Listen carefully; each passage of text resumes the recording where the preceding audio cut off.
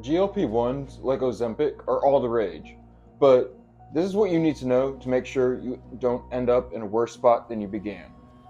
Now, most likely you've heard of these type of peptides, and really what they're doing is stunting your appetite, so you just don't feel hungry as much. Now, these types of peptides don't prevent you from eating, but they don't necessarily trigger the same type of cravings anymore for you.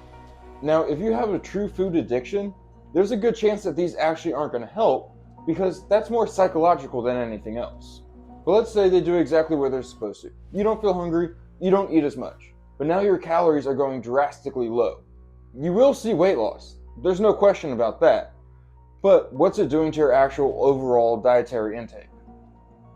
You run the risk of becoming nutrient deficient and also caloric adaptation, to where your body actual metabolism slows down.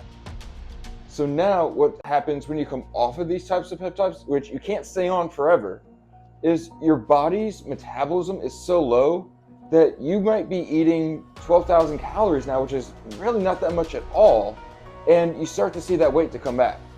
And even more so in this time that you've been losing the weight, you haven't been keeping up your protein intake either. So now you have less muscle, which is further triggering a lower caloric rate.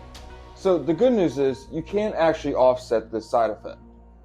If when you begin Ozempic or any type of GLP-1, you know what your body's caloric intake should be, if you eat to that amount, whether you necessarily feel that hunger or not, you're going to maintain that metabolism.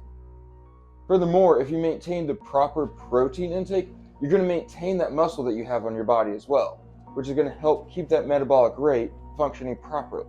So while it may seem counterproductive, particularly during a weight loss phase, you have to eat the foods that you should be eating to maintain a well-balanced diet, maintain the muscle, and maintain your metabolism.